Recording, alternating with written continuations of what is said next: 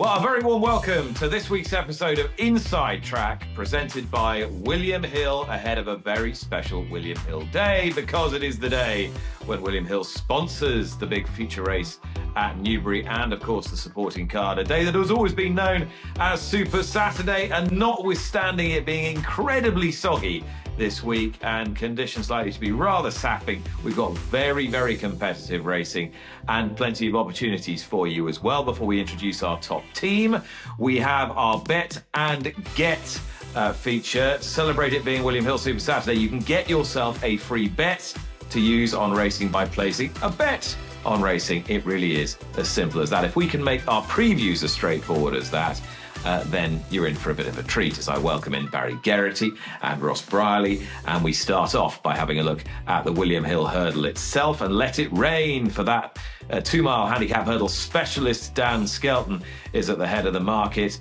A very exciting horse trained by Warren Greatrex, but might want slightly better ground, is second in at the moment, All In You. And Sans à la Vie, who's got some good graded form for the Twist and Davis, is third best with William Hill at the time of speaking, 6-1. Lanesborough 13-2, and Tutti Quanti, the winner of the Jerry Fielden, another one at a fairly short price, bigger price as the others. Barry, I'll let you have first stab at a race that you had quite a lot of success in. Yeah, and it's a good race, quality race, but I'm kind of still drawn back to Lanesborough. You have to obviously draw a line through his run in the Lanzarote where he didn't turn up. But the performance he put in Doncaster previously when he beat Willie the Builder, who's gone on to win twice since, that's really strong form. He has form on soft ground too as well, backed away. So I think I like him a lot. And the other I like is Paul Nicholls, owner's Tutti Quanti. Thought he was good in the Jerry Fielden. I thought he would, it's going to be very, very soft and heavy in places. So I thought he'd cope well with conditions. And I'm not just fully convinced you can say the same about a lot of the field in that regard. Yeah, I thought if the ground had been nice, Ross, I'd have been all over All In You. But I think he's a horse with a rapier turn of foot. I'm not sure he wants a real slog. His form ties in with Let It Rain. Form also ties in with Dance and Glance. Where are you looking? Are you looking at those intertwining form lines, or are you looking outside? Well, I think I agree with you in the sense of the horse that I am convinced has a hell of a lot to offer if his mark is All In You. I mean, he should have won at Ascot. James Bowen was just getting to the bottom of it. It was his seasonal reappearance. There was 3 or 4 horses dueling it out over the last, and he came from nowhere to be beaten ahead. And like you said, the turn of foot that he showed at Sandown was impressive, given that they'd been, set a true test by Hot Fuss. That form's working out. It's all really solid 2-mile handicap hurdle form, and we've barely seen him on a racecourse. So I don't know. Are you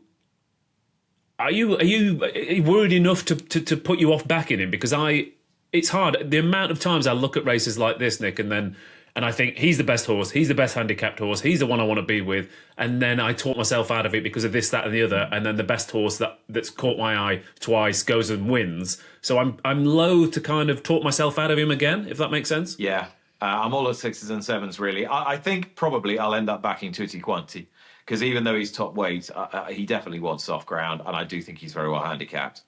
Even though he carries 12 stone, he's still only rated 130, whatever he is. So I'll probably end up backing him, but I'll be worried about All In You, I think. Yeah. And I agree with Barry. I thought he ran very well at Kempton, actually, in a good race. And what I liked about Doncaster was he's got guaranteed stamina, and they used it at Doncaster. They really put the pace of the race. They ground it out.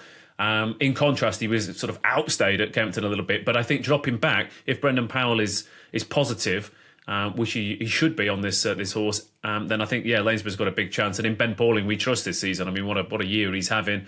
I mean, Dance and Glance will run well again. I think conditions will bring Dance and Glance's stamina into it. The hardest geezer as well, I think, keeps running a race that you think is going to drop right at some point. I don't really want to take on All In You or change my mind, because I just do think he is the best horse in the race. So I won't. All right, fair enough. You know what? I won't. Let's stick with him. You've talked yourself into it, and you'll be grateful for my guidance, I would imagine.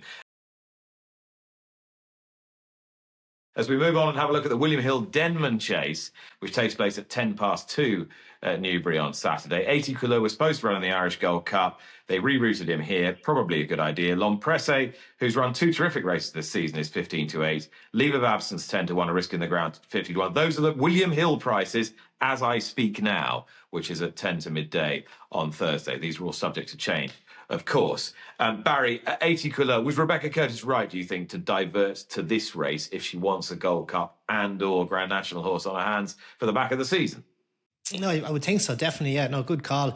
But I'm not fully convinced he's the one here. La Press, I know Venetia has been lost herself, but La Press keeps turning up. He had a great run behind Blazed Away in Cheltenham in November. Great run the Cotswolds, given £6 to Spillans Tower, and he had Grave Dawning 5 lengths behind him. So that's really good form. He's rock solid. He's fourth in the Gold Cup. He loves the conditions. I think the trip is ideal for him. Whereas Haughty Couleur has had his 3 main victories have been over 3.5 plus, being the Irish Grand National, the Welsh Grand National, and the National Hunt Chase. I know softer ground will create more of a stamina test, but I think La Press is going to be more at home at the pace of a race like this over 3 miles. I think it won't represent the test that Haughty Couleur's might just need. I think La Press could just have a speed edge on him. Hasn't L'Empresse, Ross, gone from being the most overrated horse in training to the most underrated horse in training without doing anything different? Basically just doing exactly the same thing over and over again.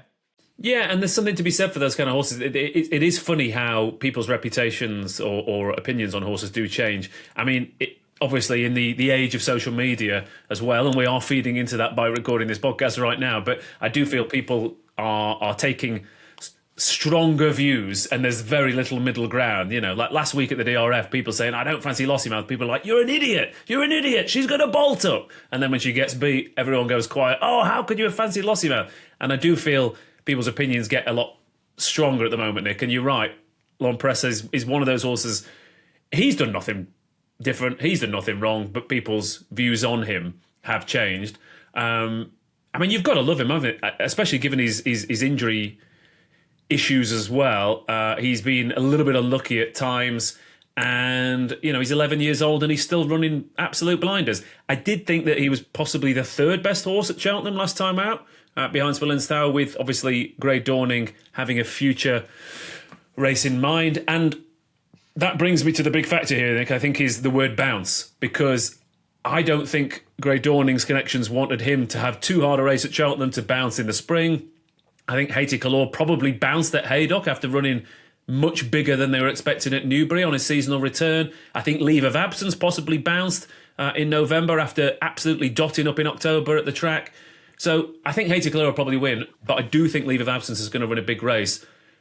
He's got course and distance form, and like I said, I think people thought it's the soft ground at Cheltenham in November, but it came 4 or 5 weeks again after running huge on his seasonal reappearance. I think that probably was still in his legs, and that Ascot form last time out is working out. We've already seen 2 horses run really, really well out of it this week. Okay, so 1 vote for 80 Couleur. I'm going with Barry. I think L'Empresse is the wrong price relative to 80 Couleur. So it's 2-1, I'm afraid, Ross, as we press on to the to the William Hill Games. Fine, it's fine. It's fine. If you want to, it's fine. To the William Hill Game Spirit now.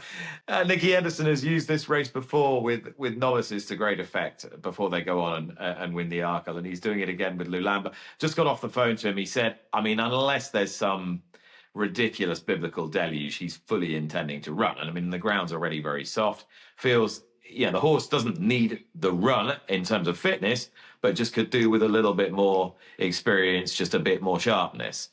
Now, he's taking on a decent field without it being a stellar field. Is there any mileage, Ross, do you think, in trying to oppose him? Look, I tried to oppose the Lambert in the Triumph Hurdle, and there are people who still contact me on social media telling me that I was wrong. So am I allowed to oppose the Lambert again? Probably not. But I think it's a good move to get this run in. The last thing you want to do is go to the Arkle with any chinks in your armour, experience-wise. 3 runs is perfect, spaced out throughout the season. Take on your elders as well. Take on horses you should be beating but will also give you a test. And yeah, I mean, he's clearly a bit of a monster, isn't he? He's clearly a very exciting horse. And we can only hope that he goes on to the same levels as your Altiors and your Sprinter Sacras who've taken this on the path to greater glory. So I want him to win. The reason I took him on last year was because he looks like a chaser. He looked like a horse who would get better and better with time and experience. So I can't wait to see him. I hope we see a really impressive performance in this in the Game Spirit. I think if there's one who could chase him home, I thought it might be Liberty Hunter. I thought Master Chewy got first run on him last year. I thought Adam Wedge was caught a bit napping by Master Chewy. But that, obviously, the best place to start with any race is last year's race. Sean Bowen's in the saddle this time around. He's not going to make that same mistake. He doesn't make any mistakes, does he? So I think I want Lulamba to win impressively, and I think Liberty Hunter might chase him. Lulamba's carrying a penalty, which means even though he was receiving a lot of weight as a 4-year-old in the Henry VIII, Barry, he's now actually conceding a little bit of weight to some of his elders. So there's another dimension to consider. But if he is monstrously good, it's not going to make any difference. Where do you see his sort of future being? Well, sure, I suppose time will tell as regards the Arkle is going to be a test for him, and Nicky's right to get the experience in here, and it's an ideal race for it, whereas Kopek de Board, who could be his main danger in the Arkle, will go there on the back of one run, which isn't ideal.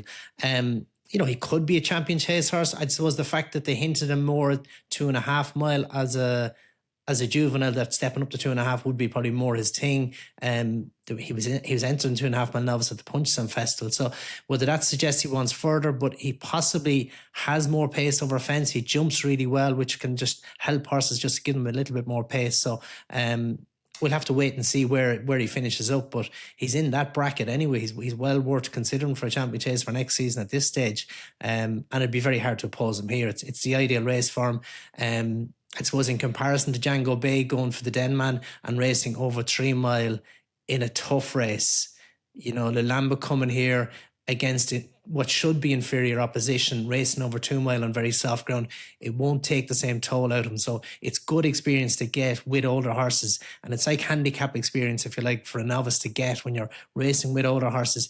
He'd find life very easy in the Arkle on the back of this experience. I know the first time we did it was with Sprinter Sacra, probably about 10 or 12 years ago now, but it was a good thing for him to do. Now, it probably didn't matter to him in the end, but it was still no harm. And I think it's a good thing for Lulamba to do as well. So I think he'd be very hard to beat. Newbury's such a straightforward track as well, with the exception of the cross fence is the only tricky fence. But there's good learning in that for him, because obviously you're going to have lots of fences on uphill runs and downhill runs in Cheltenham. So it's a bit to take in, and it'll be good experience from the game.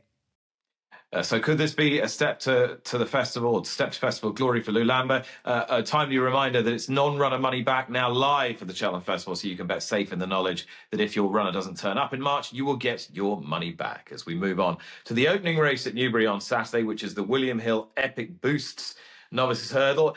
Keep your eyes peeled for the Epic Boosts on the racing front, including this Friday and Saturday from 9 o'clock. Now, this is an intriguing race. It's quite a tough race to have a bet in, because you've got Sober Glory, who's got tons of form, including here last time.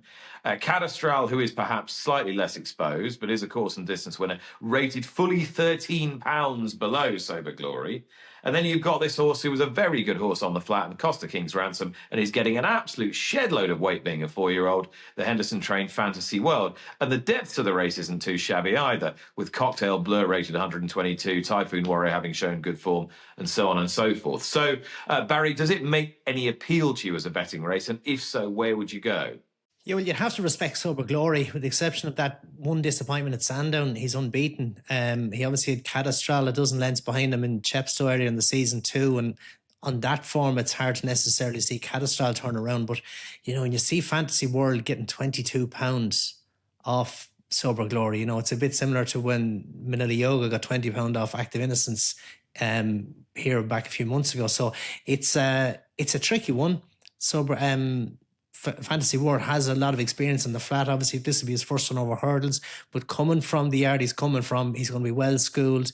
They wouldn't take on this level of opposition on this ground unless they were very happy that he jumped well enough and he was going to cope with conditions. I'd be inclined to go with the value with Fantasy World and take on Sober Glory. As I say, Active Innocence got turned over, given weight to Manila Yoga, who went on to get beaten afterwards. So it probably doesn't take a special horse to, turn over one when you're getting that level of weight.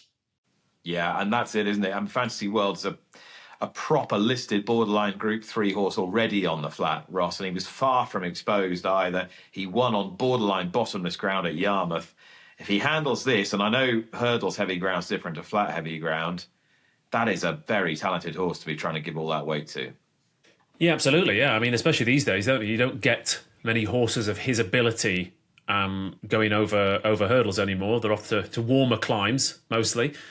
Like yourself, Nick, you'd be off around the world seeing these kind of horses run in very glamorous locations. Newbury in bottomless.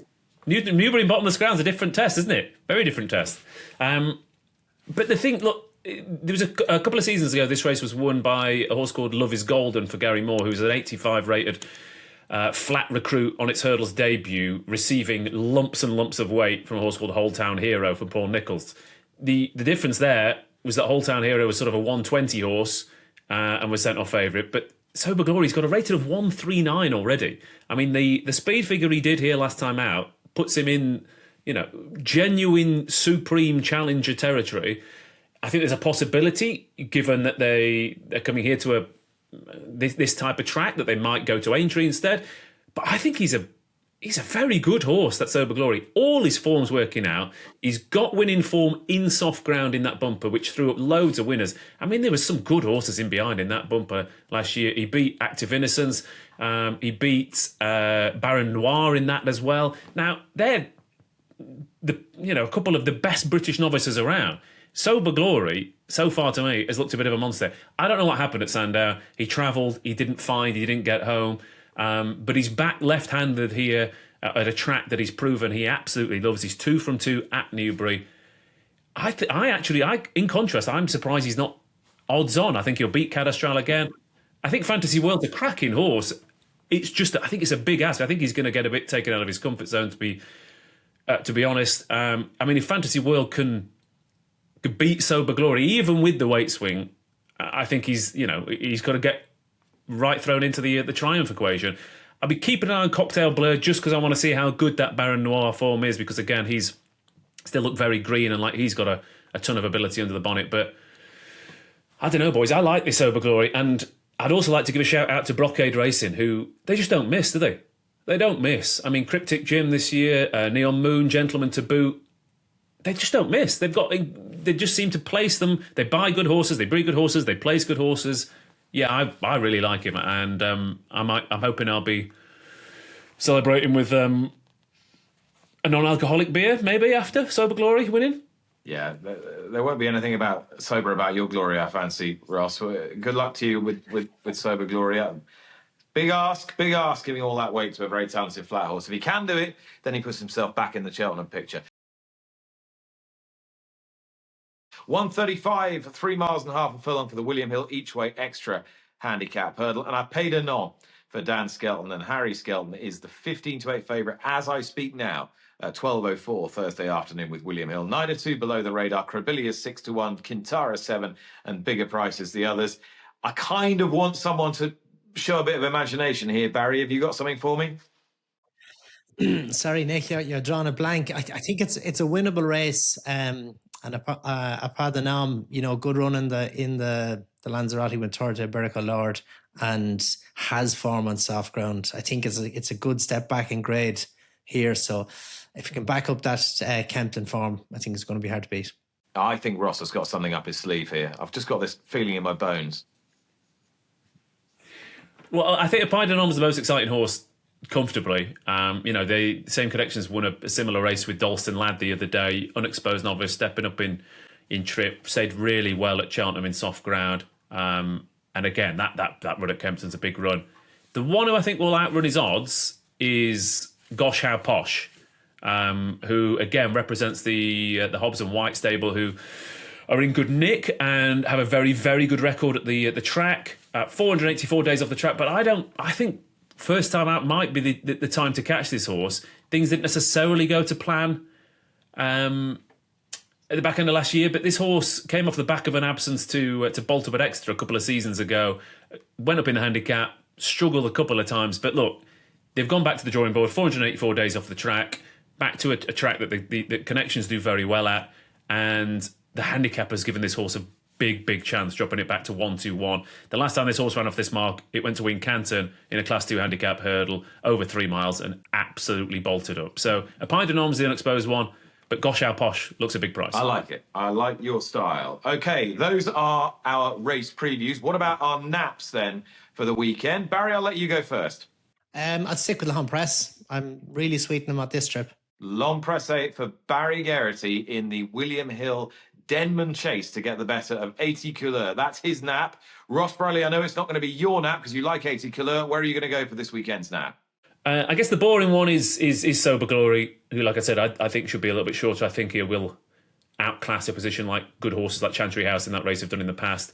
But at a bigger price, I do think All In You's going to run a bit of a blinder in the William Hill hurdle. But yeah, I think Sober Glory is the straight bat.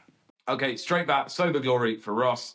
And I am going to go in the William Hill hurdle, and I'm going to nap the Jerry Fielden winner, Tutti Quanti, to win the William Hill hurdle, hopefully at a good price for Paul Nicholls. Top weight he may be, but to be honest, he's only rated in the 130s, and I think he's a good bit better than that. And the softer the ground, the better for him. So those are our naps. Those are our previews for this weekend's excellent action. It's William Hill Super Saturday. That was the inside track. Any comments, make sure you leave them in the box down there somewhere, and we will do our best to get through them during the course of the weekend. 18 plus, please gamble responsibly. We'll see you next time.